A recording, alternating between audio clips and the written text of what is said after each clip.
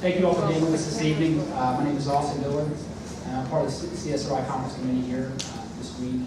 So we're pleased to have with us this evening Hae-Moon Oh. He previously served as the Department Head of Hospitality and Tourism Management at the University of Massachusetts in Amherst. Dr. Oh joined the University of South Carolina this past August as our Dean for the College of Hospitality, Retail, and Sport Management. If you wouldn't mind coming up and saying a few words to our attendees, please.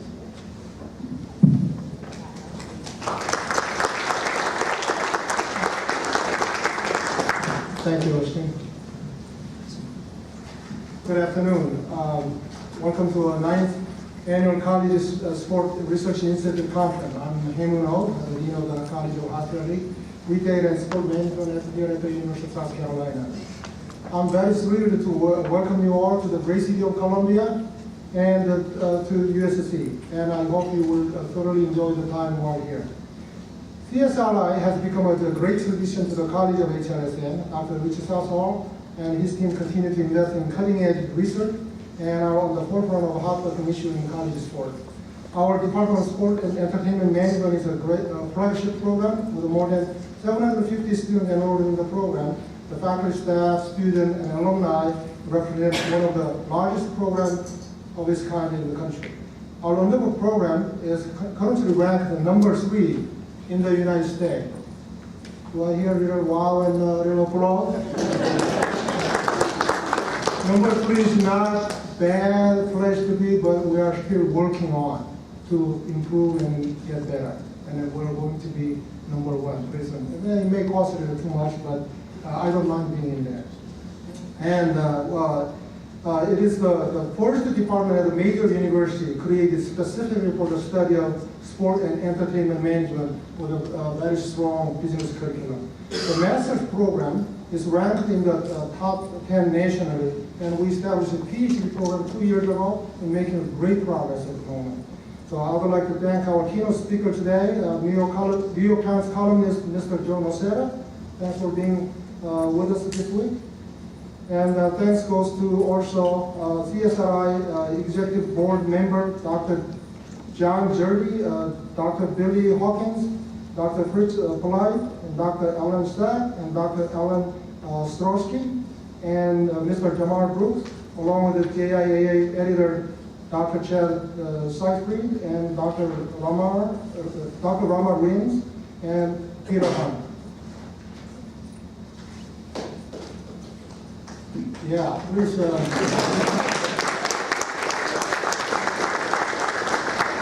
And special thanks to CSRI Associate Editor Dr. Mark Nager and Conference staff Doug Collins, Vishu Patel, Austin Dillon, Kelly Loftus, Grayson Austin, Peggy Bonson, Poppy Sun, Chow Hao Chang, along with all of the USC student volunteers. We have a student working, and I heard that student team under the guidance of Dr. Southall put this conference together. This is professional work. Please give the big round of applause.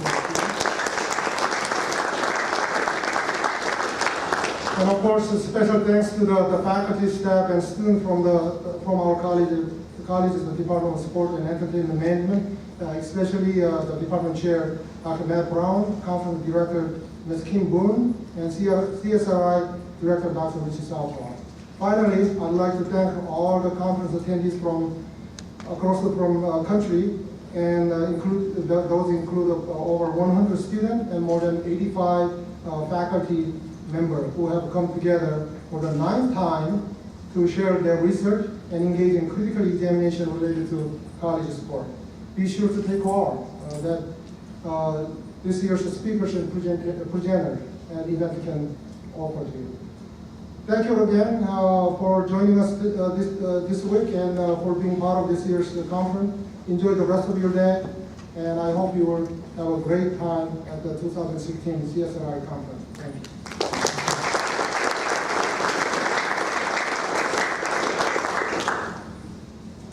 Dino, thank you, sir. We're happy to have you at the University of South Carolina continue the great work. With us this evening, we have a renowned author and columnist, Mr. Joe Nocera. Nocera is a sports business columnist who joined the New York Times in 2005. He wrote the Talking Business column for 5 years before joining the opinion pages We wrote an op-ed column until this past October. For more than 3 decades, Mr. Nocera has chronicled the world of business at magazines like Fortune, GQ, Esquire, and Texas Monthly.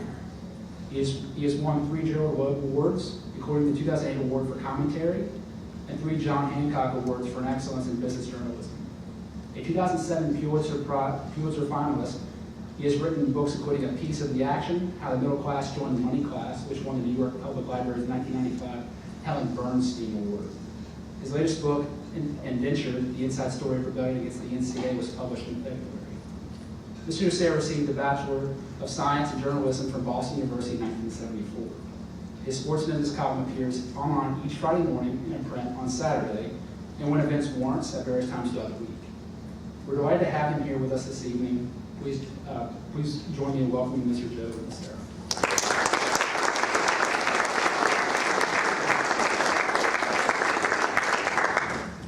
Thank you very much. It's a tough crowd. Dean O. I mean, he's like Jeb Bush. I'm very happy to be here. I'm very happy to be invited to the College Research Sports Institute. You know, I've had dealings with Richard and his colleagues over the years because their research is not only good, but it's important, and it's important correctly. When you write a book,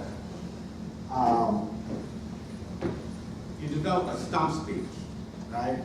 And so my stump speech began with the prologue of my book, where I would talk about how I first got interested in this subject 5 years ago, although I had written an article previously about paying the players. What really aroused me and angered me and got me going was the story of a UConn freshman named Ryan Boatwright, who wasn't able to play early in his freshman year because his mother was being investigated. This single mom raising 4 kids in Aurora, Illinois. And the reason she was being investigated was because she had taken money from someone, a family friend who was also his AAU coach. She had taken money because she wanted to visit the schools where he was being recruited, the 5 official visits. And the NCAA viewed this as an impermissible benefit, that she was getting this money because of his athletic progress. And as we all know in this room, the NCAA doesn't just control college basketball, it largely controls high schools as well.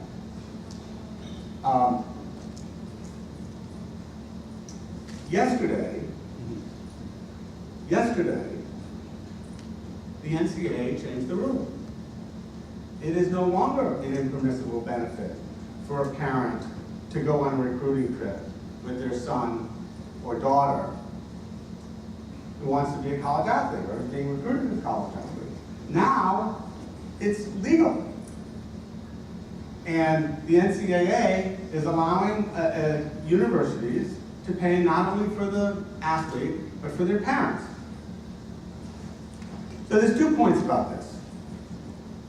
The first is, as I think we all also know in this room, amateurism is whatever the NCAA says it is. So there's a time when amateurism meant a scholarship plus $15 in laundry money. I was reminded of this 2 days ago in Louisville when I was having lunch with a bunch of people, which included Junior Bridgman. And he remembered the glory days of the laundry money. And that was perfectly acceptable.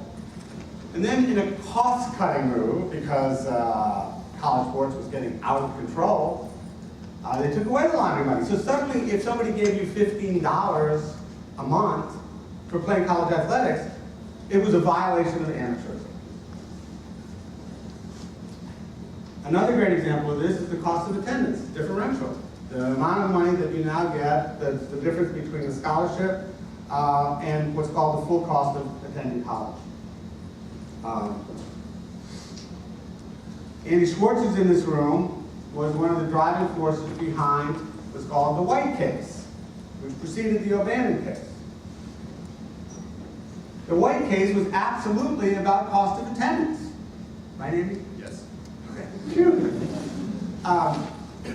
And the NCAA fought to the death to argue that if you allowed athletes to have the full cost of attendance, it would destroy amateurism. It would destroy college sports. It would ruin everything that was good and special about college sports. Now we have cost of attendance. So suddenly, it's okay to get between $2,000 and $5,000 in addition to your scholarship, and you're still an amateur. Isn't that amazing? The second point that I want to make about this rule change is that it shows that exposure matters. Research matters. The work that this organization does, that journalists do, that academics do, that economists do, to shine a light on NCAA practices, makes a difference. Now, I'm going to get to this later, it doesn't make a difference, or it certainly hasn't yet, on the big things. The huge changes that some of us advocate for, having to do with paying players and giving players rights that they don't now have. But it does make a big difference, and it has made a big difference in a lot of small ways, which I'll also get to shortly. When I first got into this 5 years ago, it was a pretty lonely place. You know, you didn't really know who the advocates were. It wasn't obvious that there was this guy named Sonny Vaccaro out there who was talking about the NCAA constantly. You didn't know that there was an Ellen Starowski or Richard Johnson or an Andy Schwartz or Richard Southall.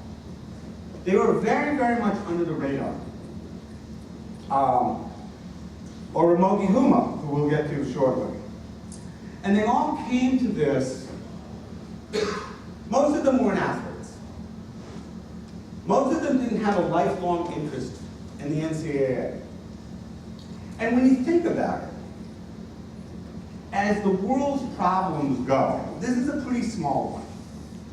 You know, it's not gay rights. You know, it's just not. With all the problems in the world, why have we chosen this one? And I asked some people about this. And what happens is, take the case of Richard Johnson, who's sitting right here in the second row.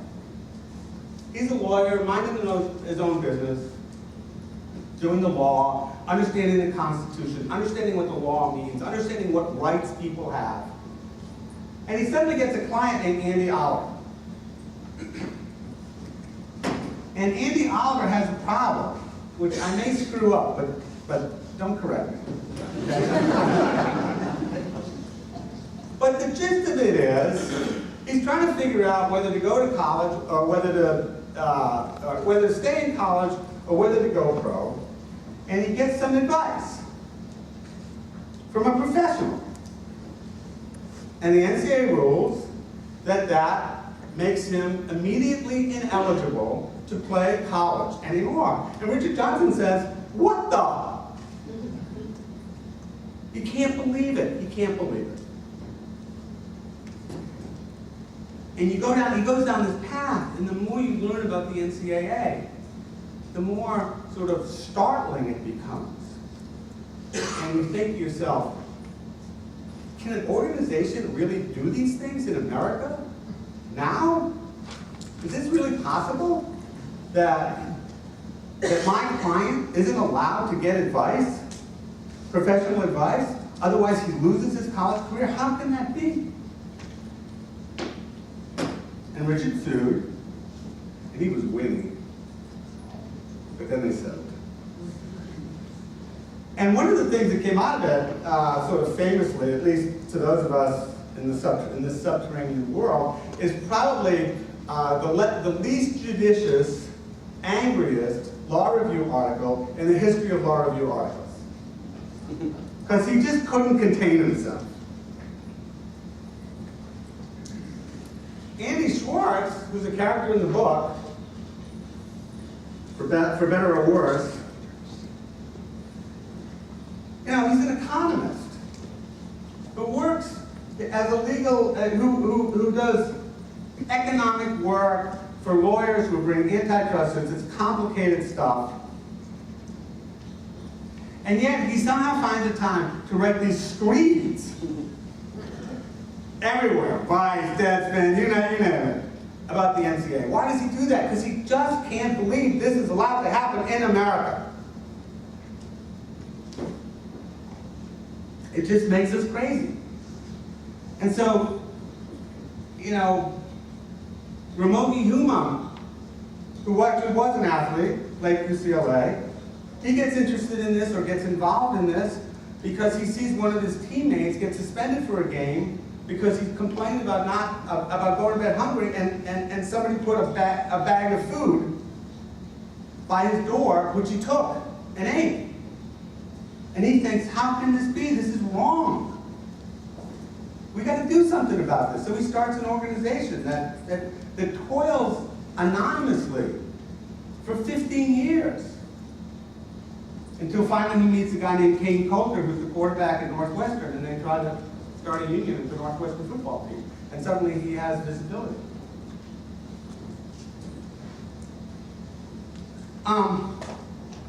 Ooh, I talk so fast. Taylor Branch told me that when he first started writing his article, which became, in terms of the visibility of this movement, a really important moment. When he started writing his article for the Atlantic called The Shame of College Sports, he told me that he, the first person he went to see was Bill Friday, who famously co-founded the Knight Commission. And Friday is one of those reformers. He wasn't, I mean, pseudo-reformers in his case, given that he was president of North Carolina system, I think, for a very long time. You know, he was telling Taylor that the problem is, you know, there's all this seeming underside to college sports and it's gotten out of control and you know, something needs to be done to rein it back in. And so Taylor, who really didn't know much about the subject, goes out and starts doing his reporting, right? And he comes back 3 months later with the same thought. How can this be? And he writes an article, he told me later, he writes an article in which he says the problem isn't that some players are getting money. The problem is that they all aren't, that so many of them are not getting money for what they do. He was completely turned around in his thinking on this issue by doing research, by educating himself.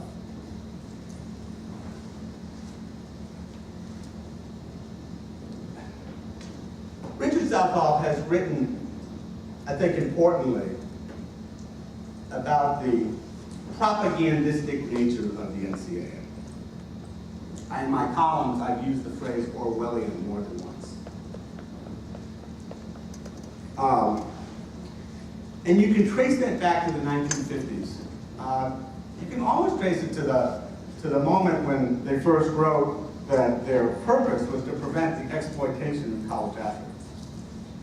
But you can more easily, it's simple to see how this works, that Walter Byers in 1956 decides to invent the phrase student athlete because he's worried that several states might give injured football players workers' comp. So he creates an Orwellian phrase, student athletes. And he tells everybody in college sports, from this point on, you have to use this phrase every time you talk about an athlete. You have to say student athlete, student athlete, student athlete, student athlete, student athlete. And now that's all you ever hear. From everybody, you know, people say it, they don't even think about it. This is apropos nothing, but I advocate that we call them athlete students so we at least understand what the priority is when they play football or basketball. Richard uses the example in his work of Miles Brand, who was Mark Emmerich's predecessor as president of the NCAA, and who invented the phrase the collegiate model. Miles Brand was a philosopher. He was president of the Indiana University, and his claim to fame, of course, is that he's the one who fired Bobby Knight, which is more or less how he got the job as president of the NCAA. But anyway, he was a philosopher, and he had and this is quite a philosophical creation, the collegiate model.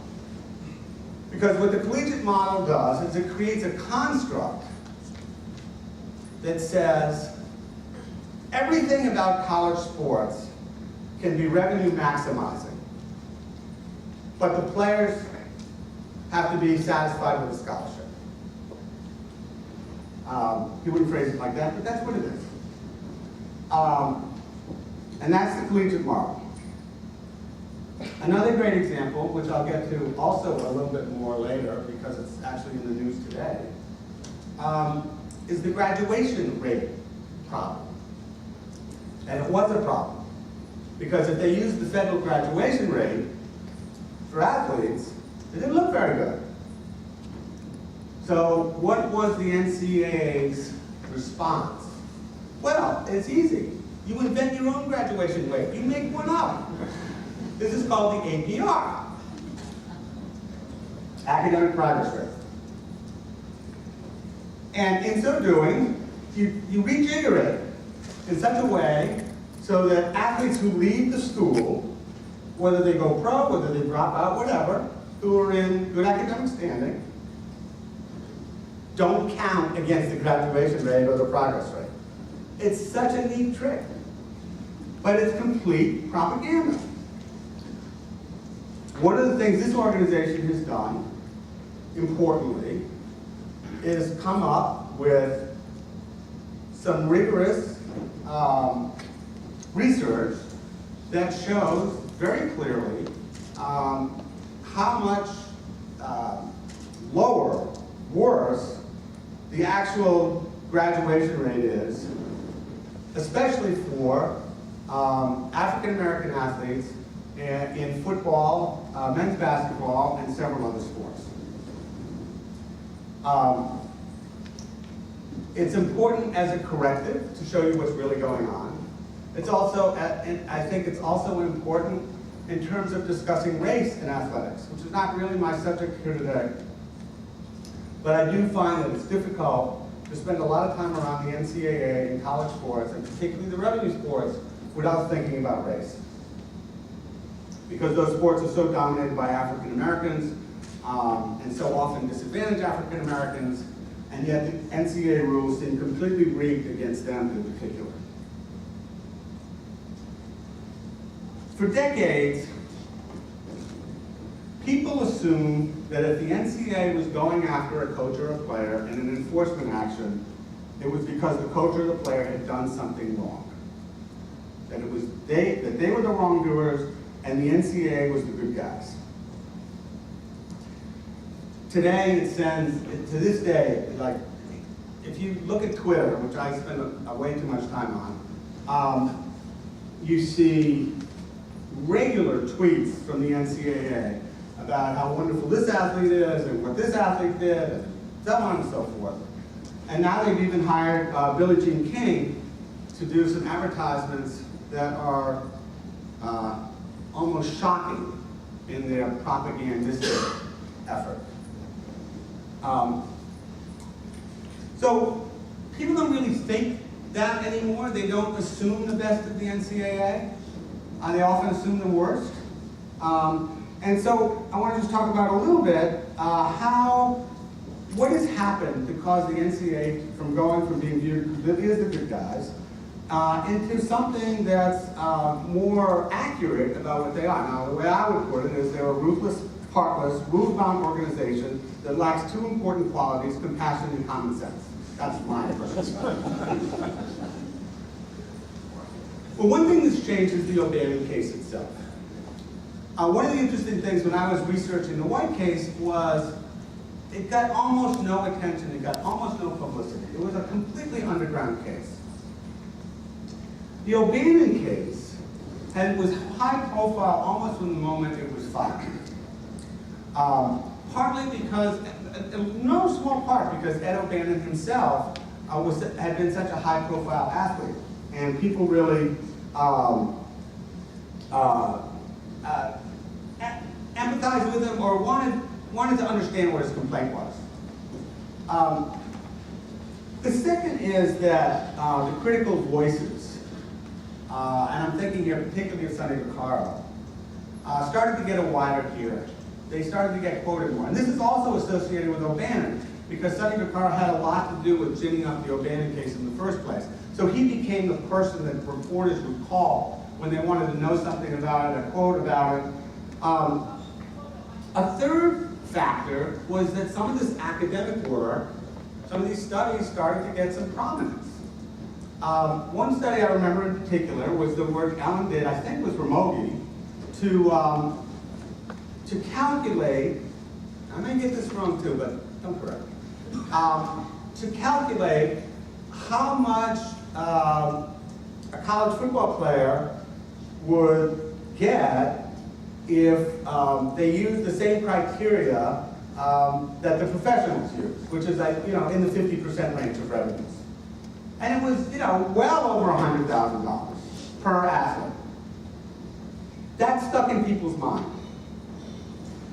USA Today started to do some really excellent reporting about the economics of college sports that made people think more about how much money is involved. The pay of coaches and the incredible facilities that were going up caught people's attention.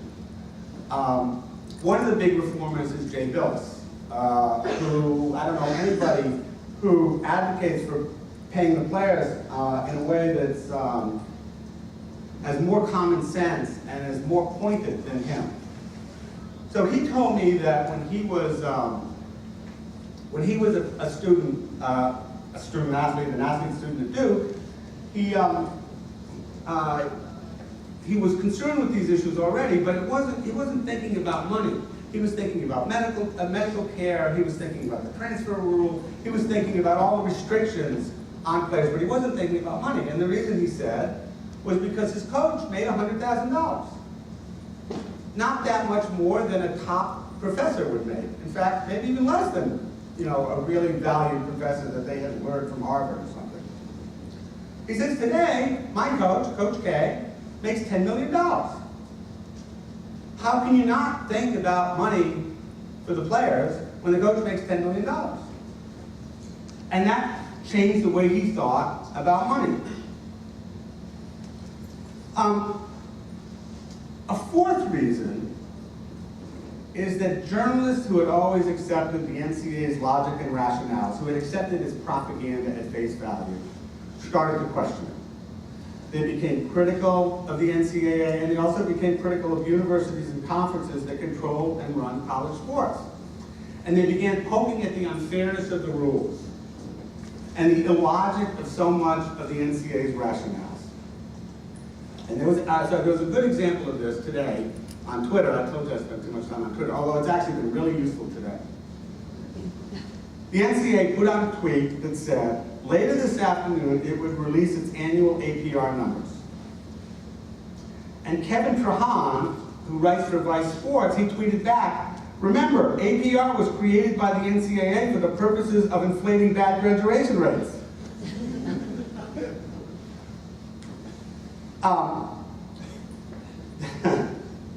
I should note, not in passing, but I should note, and I hope this gets talked about tomorrow, on the panel about historically black colleges and universities, that in the APR, just so you know how fraudulent it is, Kentucky basketball, Kentucky has a 1.000, which is the highest you can get, 1,000. Even though most of its basketball team leaves after 1 year or 2 years at the most to go to the pros. Howard University, however, is in their usual place, which is basically on probation because they don't have a high enough APR. And indeed, if you look at the schools that are in trouble on the APR, they are dominated by historically black colleges and universities. When you think about the NCAA in racial terms, that's one of the things that just pops out at you.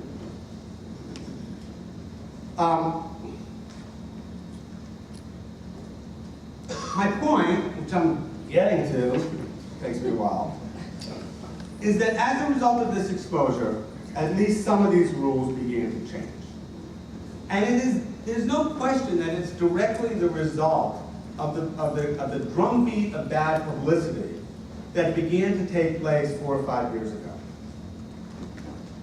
The Power 5 conferences don't want to be seen as the bad guys. They want to be seen as people who are helping athletes, who are helping them graduate, who are helping them get careers.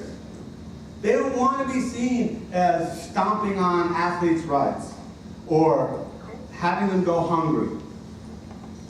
So they took matters into their own hands, and they made veiled and not so veiled threats that they might leave the NCAA if they didn't get more autonomy. Now, the chances of that actually happening, well, that's another story.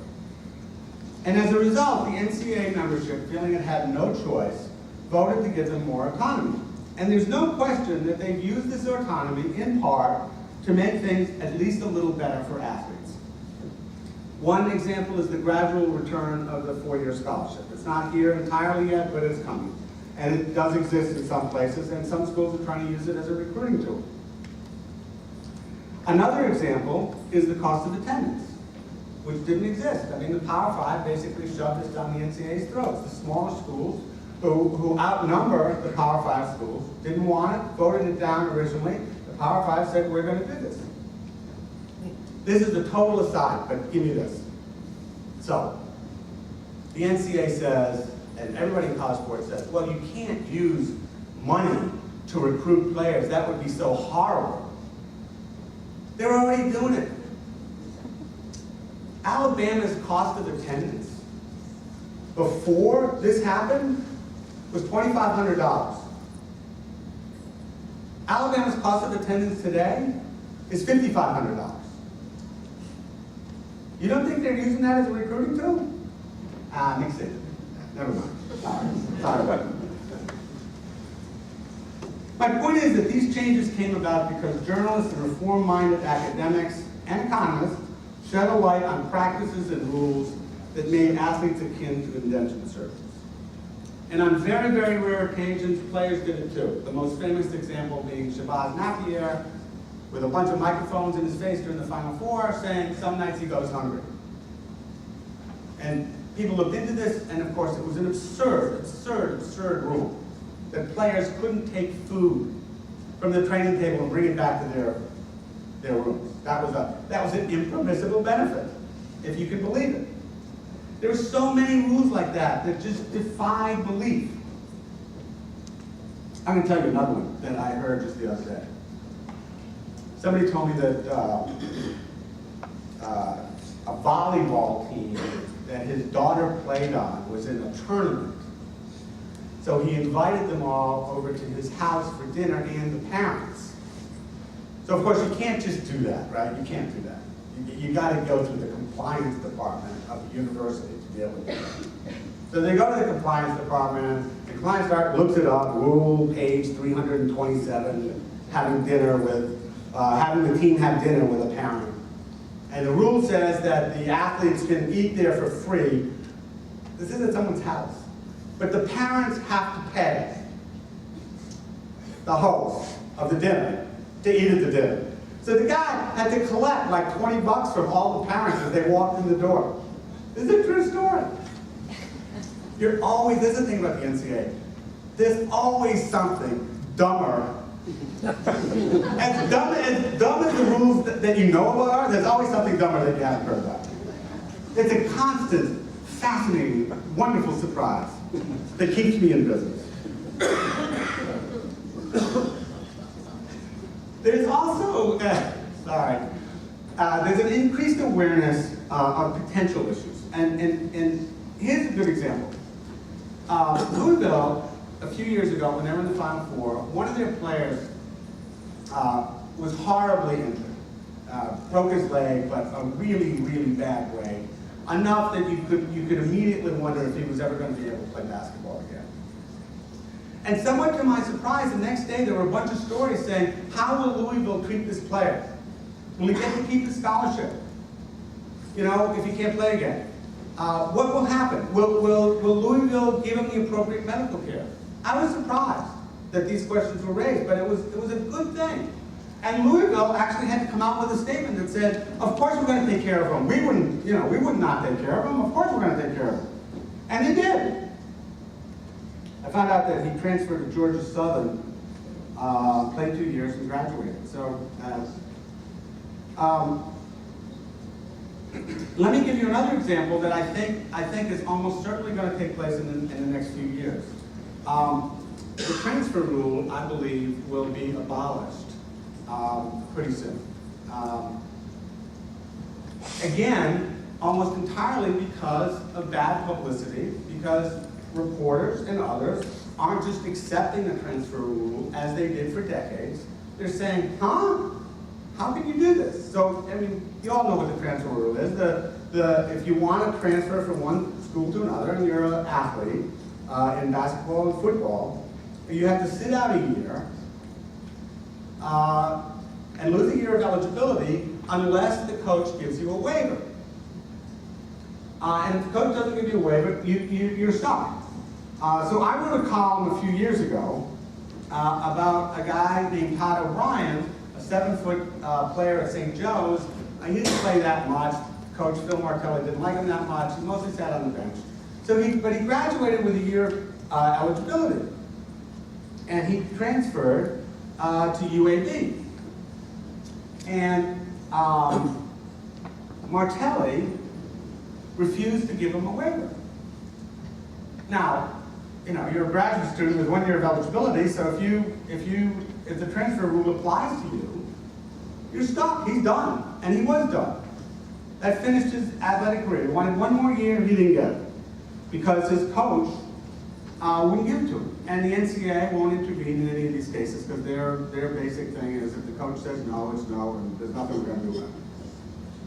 Now, contrast that with what happened at the University of Michigan, really within the last couple of months. Within the last month. This time, a player named Spike Albrecht, again, graduated with 1 year of eligibility. His coach told him that there was actually not going to be any room for him on the team, and he wasn't going to have a scholarship the following year, right? So he decides he's going to go to another school. The coach says, well, sure, but you can't go here, and here. I think he couldn't go to any Big Ten school. And this time, the outcry was such that the coach, 2 days later, reversed himself and said he can go anywhere he wants. So again, the transfer rule, which is one of those things where athletes have rights that are restricted in ways that no other student are restricted, is a bad rule, a stupid rule, an unfair rule that I think will change. These are good changes. I advocate and have long advocated for a lifetime scholarship for athletes, so that for 2 reasons. Number one, I think the rules should be changed so that athletes don't have to take a full load of courses while they're eligible, and then they can really pick up their educational pace after their eligibility is over. But also because they all think they're going to go pro, and then it doesn't happen, and they don't have enough credits, and they haven't graduated, and they're stuck. And they've given the university a lot, and they've gotten very little in return. And so I believe that as a matter of morality, universities owe athletes a lifetime scholarship. I think that has a decent chance of happening. I think another idea of mine, which is lifetime health insurance, is harder because it's more expensive. But again, it's something that ought to happen, and that as a matter of, again, what's right, it should be done. Athletes, college athletes often are seriously injured. Universities, at a certain point aren't going to pay for it anymore. But there should be a responsibility. Here's the thing though. All these changes, although they are useful and helpful and good, don't address the big questions. And as much as you can push and poke and prod the NCAA and College Sports Inc. to change the little things and to make life somewhat better for athletes, you're never going to get them to change the big things on their own. And The big things include, giving athletes the same rights every other American has and every other student has, including economic rights. The right to their own economic value while they're in college. College athletes should have a seat at the table when TV contracts are negotiated. There should be an organization that has real power that can advocate on behalf of athletes. Players should be able to have agents or some form of professional advice while they're in college. The cartel nature of the NCAA needs to be blown up. The situation we have now where athletes enrich everybody in college sports, Inc., except themselves, is wrong. But on these kinds of changes, I am less optimistic based on what's happened over the course of the last few years. So example number one is the courts. The outcome of the O'Bannon case is not a cause for joy. It's a cause for depression. We had a federal court and an appeals court. Both agreed that the amateurism rules, in effect, the compensation limits imposed by the NCAA on athletes, were violations of the antitrust law. I can't think of another instance where courts ruled that a rule is against the law, but we're going to keep it anyway. But that's what happened in O'Bannon. That's exactly what happened in O'Bannon. They said, well, the compensation limits are against the law, but we'll just set different compensation limits. So at the federal court level, the judge wanted to have a $5,000 trust for athletes put aside. At the appeals court level, they allowed the cost of attendance. They said that was fine, but they took away the trust fund. It's possible that O'Bannon could wind up in the Supreme Court. There are also other cases coming up the pike, but I don't have much hope in the courts. The government has been just as bad. The example, what happened with the union effort is almost unconscionable, where in Chicago, the regional director of the NLRB rules that the players are in fact employees based on the evidence that he took, and that they have the right to form a union. But the NLRB in Washington on appeal, they didn't rule against the players. They just said, we can't figure this out, so we're going to punt. That's what they did. It's unbelievable. Now, the NCAA actually thinks that the government's in their back pocket. And I have seen documents where Donald Remy, the general counsel for the NCAA, has said that if an antitrust ruling against them stuck and was significant, that they would go to Congress and that, quote, let's see how they said this, Congress will respond to our constituents, to their constituents, by which they meant they're going to send Coach K to visit the North Carolina senators and congressmen, and say, we need this antitrust exemption, and they assume that the glitter and glamour of the coaches combined with the economic importance of university presidents will get them what they want. The third avenue for reform is the players themselves. I was at a conference a few weeks ago, Ellen's conference, and Harry Edwards, our forebear really, said that the day will come when the players will stand up for themselves and demand their rights and go on strike or whatever. I thought about this as I was watching the Final Four.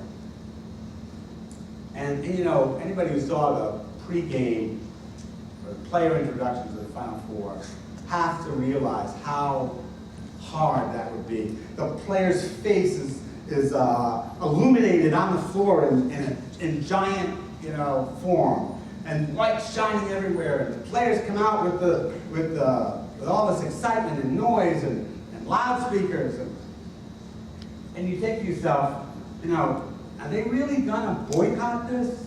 Then there's the pressure that gets put on them. In the chapter that we have about the Union Drive, I hadn't really thought about this before, but you know, the pressure came from their coach, who viewed it as a personal betrayal. And college athletes, you know, they are beholden to their coach. The pressure came from the university itself, but it also came from the alumni network, who told the players, if you vote for a union, you can forget about ever getting a job through the Northwestern Alumni Network. That's pressure. And that's why I'm not very optimistic about the possibility of athletes standing up for their own rights, even though you know, we have the example of the Missouri football players, but they were advocating for a cause that they viewed as larger than themselves. People love college sports.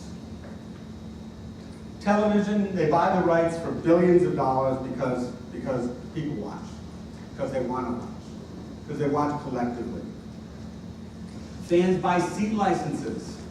You know, they sell seat licenses. Just like they do in the pros. And they don't really complain about it, partly because they get deduct a huge amount of it because it's an educational donation. College sports is a hugely commercial enterprise because, you know, we all want it, and we're willing to pay for it, and we're willing to watch it. I know there are reformers who want to subsume athletics and re-emphasize the educational mission of the university, and I'm sympathetic to that idea. But you know, that kind of change is really, really unlikely. College athletics just matters too much to too many people, both those who are part of College Sports Inc. and who are institutionally inclined not to make big changes, and those who aren't, who just want to watch the games. One of my contentions is that the match of a multi-billion-dollar entertainment complex and a university is really not a good match.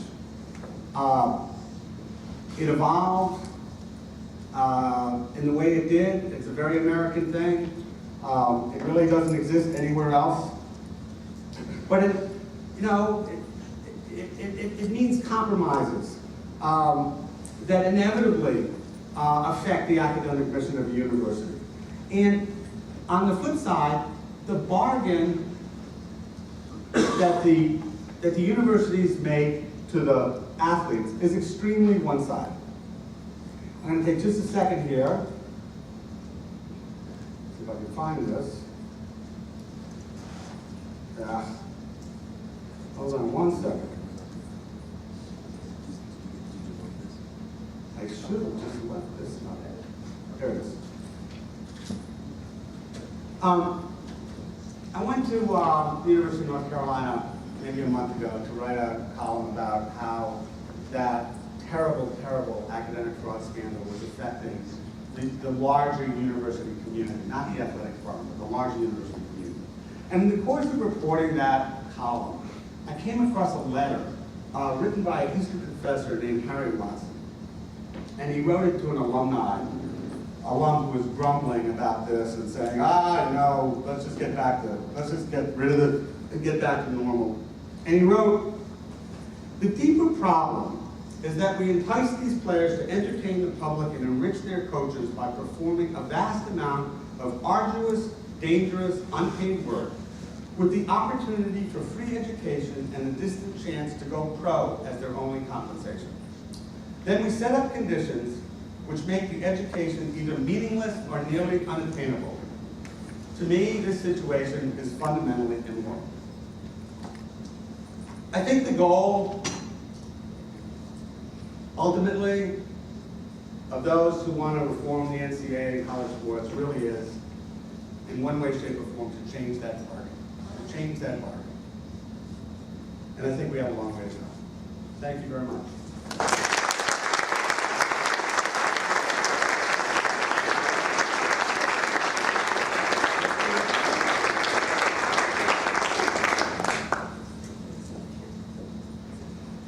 Nocera. And I don't know if there's a such thing as too much time on Twitter, so don't be so hard on yourself. I want to thank you so much. We do have a gift we'd like to offer you this evening. Thank you very much.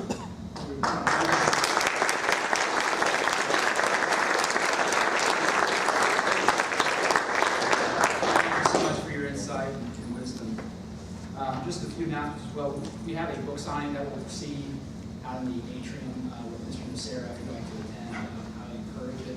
And as we mentioned, we will have a social this evening at Carolina Mill House, which is just a few blocks away. It's only, as I mentioned, it should be relatively walking distance, but there are any folks that have any transportation issues. We have very limited transportation. So if you'd like to, you need help with transportation, please do this in the lobby by 6